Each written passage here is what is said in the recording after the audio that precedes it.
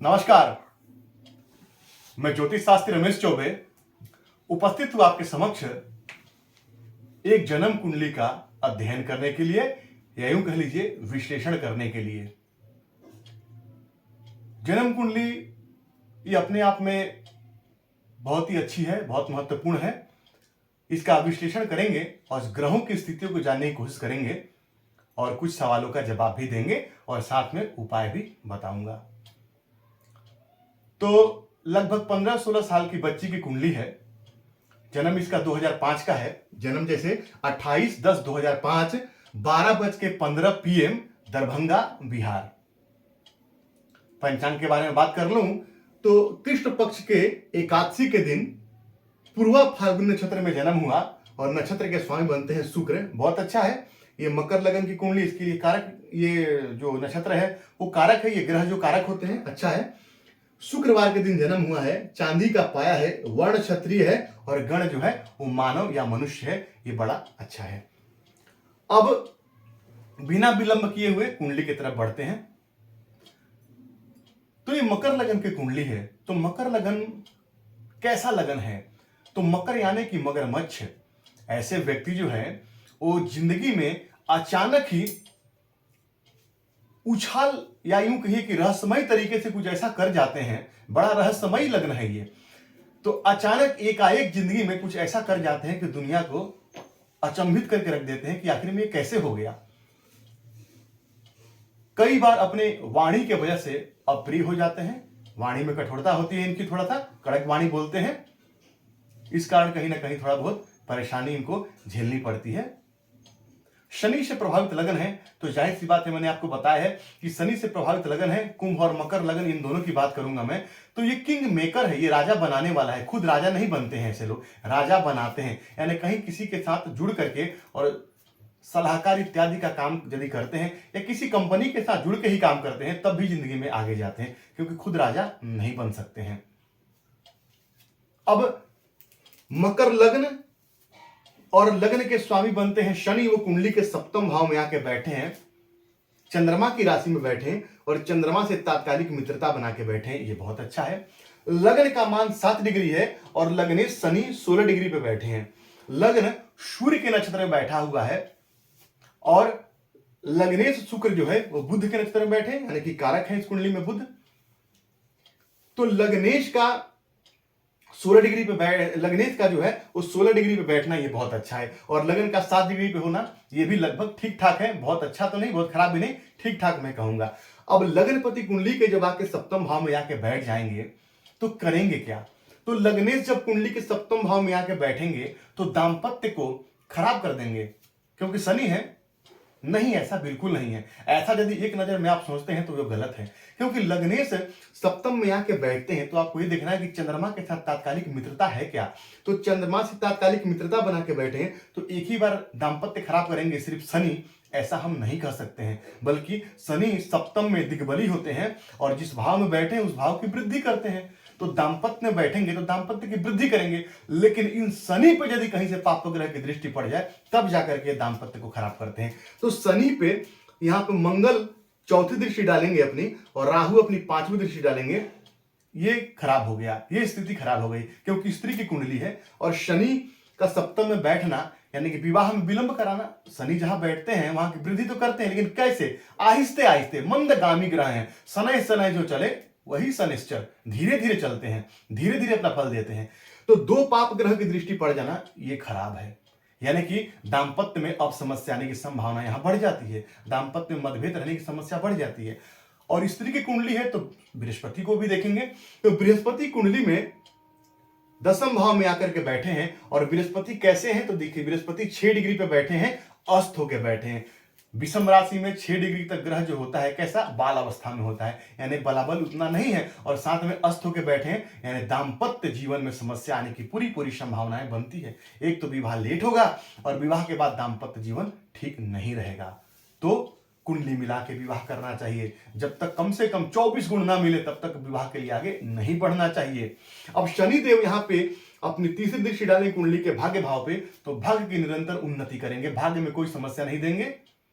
और लग्न पर दृष्टि डालेंगे तो कार्यों में विलंबता तो करेंगे लेकिन खुद के ही राशि पर दृष्टि डालेंगे तो जातक के व्यक्तित्व को समाज में निखारेंगे।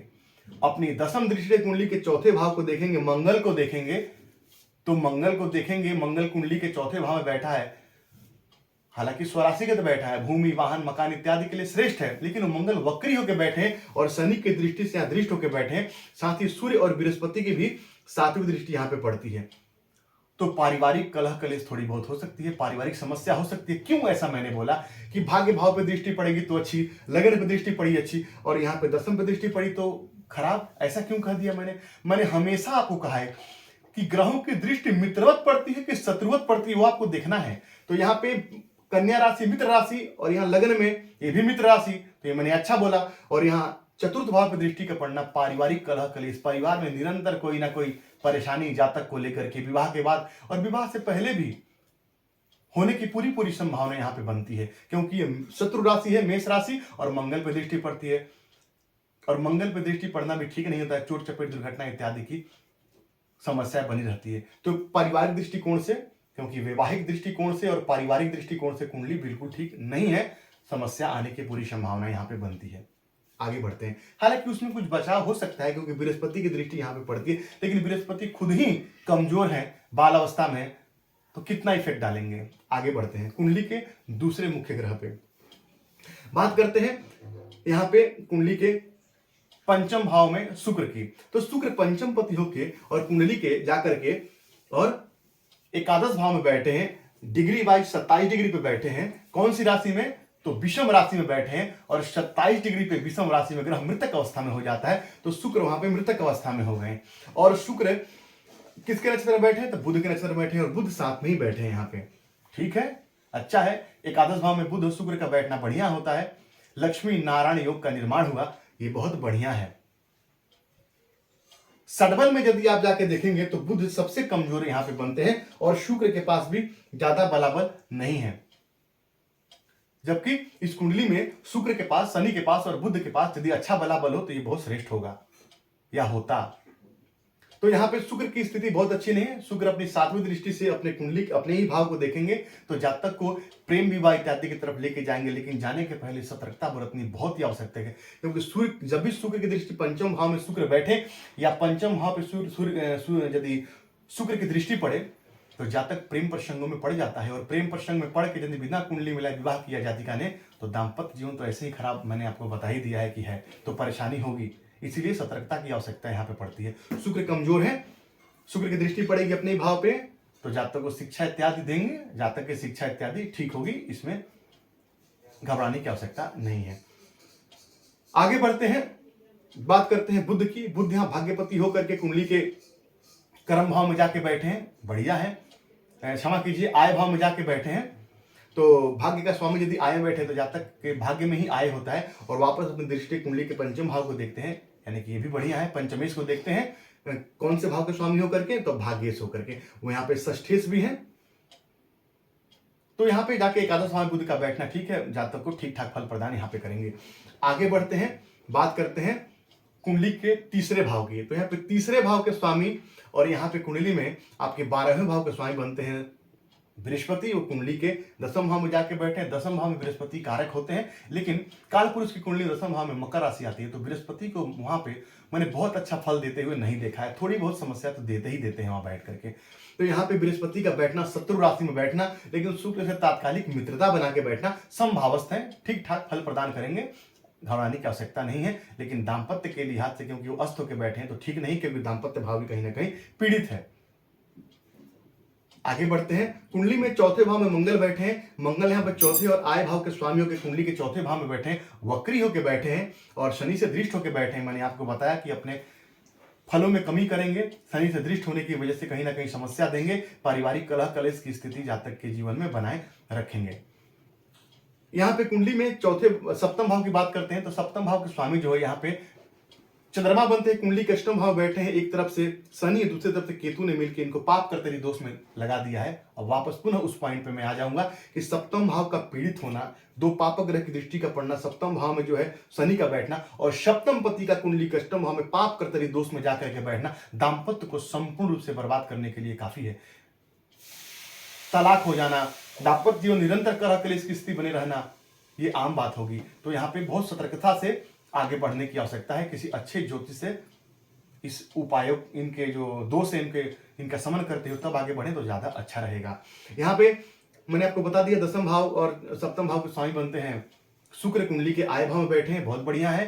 दसम भाव का स्वामी जाकर के और एकादश में बैठे और भाग्य और पंचम का स्वामी, तो ये बहुत अच्छा होता है। एकादश भाव में बैठे सारे ग्रह अच्छा फल प्रदान करते हैं, तो ये बड़ा श्रेष्ठ है, ये बड़ा अच्छा है।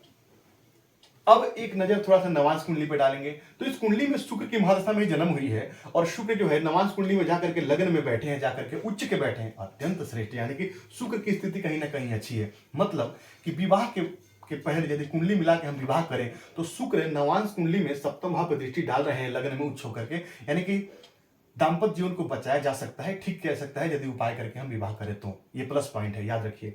अब वहां पे हम थोड़ा शनि की स्थिति को देखेंगे तो शनि यहां पे जाकर कुंडली के दसम भाव में राहु के साथ बैठे हैं, तो कहीं ना कहीं समस्या देंगे। क्योंकि मैं आपको यहां भी बताया कि दसम भाव में सूर्य का बैठना, सूर्य को मैंने छोड़ा हुआ है, अभी सूर्य के बारे में मैं चर्चा करूंगा, बाद में चर्चा करूंगा।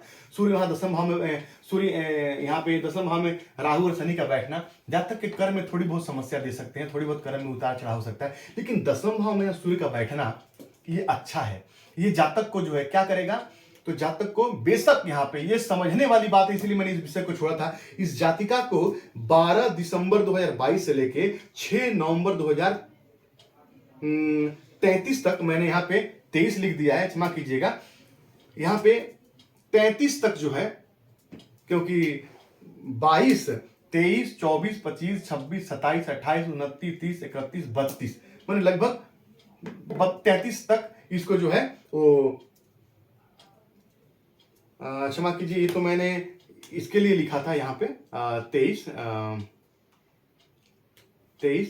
अच्छा, अब इस जातिका को 19/8/2021 से लेकर के और 19/8/2027 तक इसको सूर्य की दशा चलेगी और सूर्य में मंगल का 10/12/10/2022 से लेकर 6/9/2023 तक चलेगा और उसके बाद क्रमशः राहु का अंतर चलेगा। यानी कि सूर्य की दशा जब जातिका को जब आई तो जातिका कहीं ना कहीं परेशान रहने लगी। इसके चेहरे पे कहीं ना कहीं एक कांतिहीनता का होना, एक माथे में हर समय सर में दर्द रहना, सिर झंझन करना, सिर में, जैसे मैंने इनसे जो बताया गया मुझे कि सिर में दर्द रहना, परेशान रहना। क्यों? क्योंकि यहाँ पे समझने की आवश्यकता है। यहाँ पे अष्टम भाव के स्वामी होते हैं सूर्य, वो कुंडली के दसम भाव में जाके बैठे हैं। कैसे बैठे हैं? तो नीच राशि में बैठे हैं, जाकर के कितने डिग्री पे बैठे हैं वो आपको देखना है। तो सूर्य यहाँ पे जो है वो 11 डिग्री पे राहु के नक्षत्र में बैठे हैं, ये प्रभु की कृपा है, क्योंकि शुक्र वहां पे उच्च है तो सुख तो मिलेगा जीवन में। तो प्रभु की कृपा है कि 10 अंश से सूर्य ऊपर है। कभी भी सूर्य को आप नीच का देख करके और डायरेक्ट अनुमान मत लगाइए कि जातिका को खराब फल मिलेगा, नहीं। सूर्य यहाँ पे है, 10 अंश से ऊपर है, नीचत्व से ऊपर है, यानी जातिका को परेशानी तो देंगे, परेशान तो रहेगी क्योंकि मार्केट की तरह चल रही है, लेकिन फिर भी थोड़े बहुत उससे बचाव करेंगे। प्लस पॉइंट ये भी है कि लग्न पे लग्नेश की दृष्टि का पड़ना भी जातक के लिए ठीक ठाक है। लेकिन यहाँ पे अष्टम भाव के स्वामी का जाकर के और यहाँ पे नीच का बैठना अच्छा नहीं है। अब एक बात और समझिए, बृहस्पति किसी भी स्त्री के कुंडली में उसके पति के कारक होते हैं। अब बृहस्पति का जो है वो जाकर के अस्त हो जाना सूर्य से, लगेंगे बृहस्पति भी अष्टम भाव का फल देने अपनी दशाओं में, या जब बृहस्पति का अंतर आएगा तो सूर्य के समान फल देंगे, तो जातक को परेशानी होगी। ये समझने की बात है बहुत। तो यहाँ परेशानी तो मुझे दिख रही है, लेकिन गनीमत यही है कि ये सूर्य जो है वो नीचत्व से ऊपर है, तो जातिका को यहाँ पर सरकारी नौकरी इत्यादि भी देंगे। सरकारी सेक्टर में अभी जातिका को ट्राई करना चाहिए, 2027 तक समय है। सरकारी नौकरी के लिए यदि ये जातिका प्रयत्नशील हो तो अच्छा फल मिल जाएगा, क्योंकि सूर्य यहाँ पे शुक्र की राशि में शुक्र से तात्कालिक मित्रता बना के बैठे हैं और वहां पे जाकर के जो शुक्र उच्च के बैठे हैं और सूर्य कुंडली में एकादश भाव में बैठे हैं, ये श्रेष्ठ है, ये बढ़िया है। इसीलिए जातिका को परेशानी तो है, क्योंकि देखिए चंद्रमा मनसो जाता, चंद्रमा मन है और मन पाप करते रही दोस्त में कुंडली के अष्टम भाव में है। कालपुरुष की कुंडली में अष्टम भाव में वृश्चिक राशि आती है, चंद्रमा नीच के होते हैं, तो भावगत भी ठीक नहीं है और पाप करते रही दोस्त में है। और सूर्य क्या है? सूर्य प्राण है, सूर्य आत्मा है, आत्मा भी जाकर के नीच राशि में बैठा है, तो ये ठीक नहीं है। और वहां भी वो शत्रु राशि में ही जाकर के बैठे हुए हैं। तो ये बहुत अच्छा नहीं कहूंगा। बुध कुंडली के छठे भाव में यहाँ बैठे हैं और वापस यहाँ चतुर्थ भाव में केतु का बैठना ये कहीं ना कहीं दिक्कत है। और बृहस्पति यहाँ पे कुंडली में बेशक भाग्य भाव में बैठे हैं, ये बहुत अच्छा है, ये बहुत बढ़िया है, लेकिन भूलना नहीं है वो अस्त है, सूर्य से अस्त है। सूर्य अष्टमपति मैंने बताया था, जब भी कोई ग्रह सूर्य जब 6, 8, 12 के स्वामी हो और यदि कोई अच्छा ग्रह शुभ ग्रह यदि सूर्य से अस्त हो जाए तो लगेगा सूर्य के समान फल देने, तो लगेंगे अष्टम का फल देने। बृहस्पति अष्टम भाव के स्वामी के साथ अस्त होके, ये बिल्कुल भी ठीक नहीं है, इसको ठीक कराने की आवश्यकता है। अब जातिका को मैंने जैसे आपको बताया कि परेशानी अभी बनी हुई है। अच्छा, परेशानी सूर्य की महादशा में जातिका को ज्यादा हो गई, ऐसा क्यों? तो ज्योतिषी का काम है कि प्रत्येक विषय को बारीकी से देखना। अब इसका जन्म जो लड़की का जो है, बच्ची का जो है, वो लग्न सूर्य के नक्षत्र में ही बैठे हुए हैं, सूर्य के नक्षत्र में ही लग्न बैठा हुआ है और सूर्य की दशा भी चल रही है। अब लग्न ही यदि सूर्य के नक्षत्र में बैठ जाए, जब तक का लग्न मतलब उसका व्यक्तित्व, उसका शरीर, और सूर्य जो है वो प्रथम भाव के कारक होते हैं, यानी लग्न के कारक होते हैं, व्यक्ति के आत्मबल के कारक होते हैं, और वो जाकर के नीच राशि में बैठे हैं। नीचत्व तो सुपर है, लेकिन अब एक ही बार अपना संपूर्ण प्रभाव तो देंगे नहीं, क्योंकि नीच के हैं। यानी कि नीच का कहने का मतलब ग्रह अनकंफर्टेबल स्थिति में है, दिग्बली तो है वहां बैठ करके, लेकिन कहीं ना कहीं अच्छा महसूस नहीं कर रहे हैं। मैंने आपको कहीं ऐसे घर में बैठा दिया कि आप वहां अच्छा फील नहीं करते, आपको अच्छा नहीं लगता उस घर में, तो आप वहां जब अच्छा ही नहीं लगेगा तो आप अच्छा काम कैसे करेंगे वहां पे? तो सूर्य यहाँ पे नीच के बैठे हैं, तो सूर्य के लग्न का सूर्य के नक्षत्र में बैठ जाना, और लग्न के कारक होते हैं सूर्य, तो लग्न के भाव, भावेश और भाव के कारक मैंने तीनों बोला है। तो यहाँ पे भाव के जो कारक हैं, प्रथम भाव के कारक वो सूर्य हैं, वो जाकर के नीच राशि में बैठ गए, तो ये ठीक नहीं है। और अष्टमपति होकर के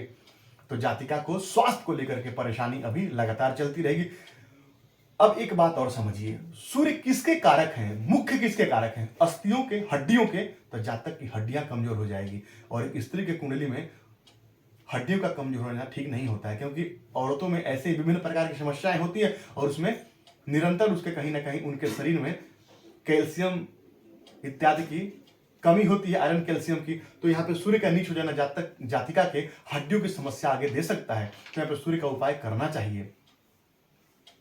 तो अब सूर्य में मंगल चल रहा है, मंगल पे सूर्य की दृष्टि है, मंगल वक्री होकर बैठे हैं। अभी तक तो फिर भी ठीक मैं कहूंगा, लेकिन जब जातिका को सूर्य में जब राहु का अंतर जब आएगा, सूर्य में राहु का अंतर आएगा, और राहु कुंडली में कहां बैठे, कुंडली के याद, हालांकि राहु का प्लेसमेंट सही है, पराक्रम भाव में बैठ करके जातक के पराक्रम की वृद्धि करेंगे, लेकिन वो बृहस्पति की राशि में, बृहस्पति से तात्कालिक मित्रता उनकी है नहीं, 3 घर आगे 3 घर पीछे होता है, तो नहीं है। तो राहु वहां बैठ के बहुत श्रेष्ठ फल देंगे, ऐसा भी मैं नहीं कहूंगा, क्योंकि तात्कालिक मित्रता का होना अत्यंत आवश्यक है।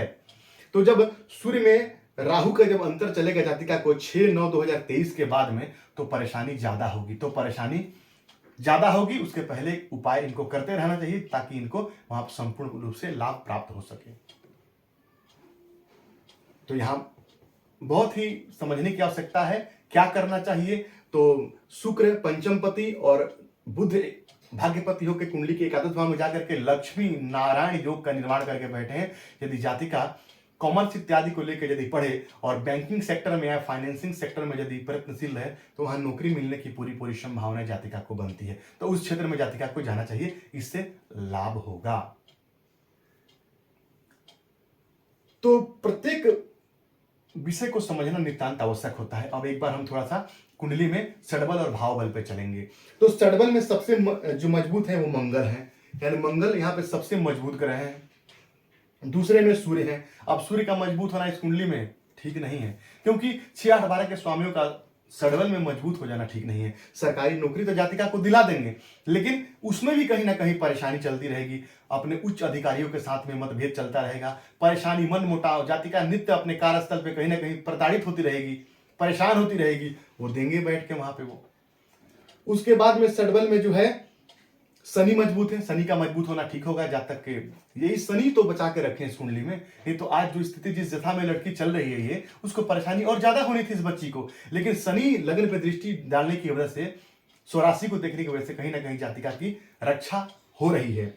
उसके बाद में षडबल में शुक्र मजबूत है, अच्छा है षडबल में सूर्य का मजबूत होना यहाँ पे। उसके बाद में क्रमशः गुरु मजबूत है। सबसे कमजोर यहाँ पे चंद्रमा और बृहस्पति हैं।